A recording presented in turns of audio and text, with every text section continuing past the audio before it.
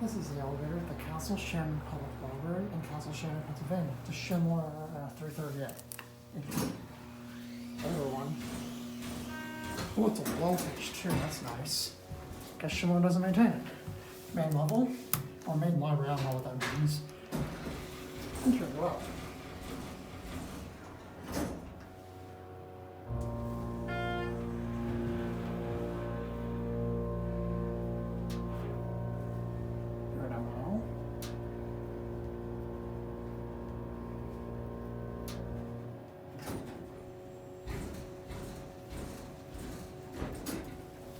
Back on the lower level.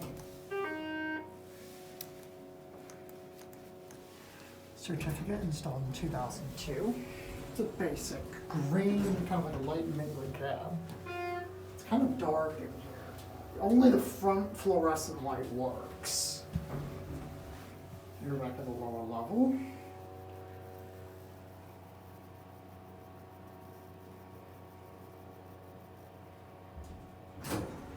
Probably some third-party maintenance doing this.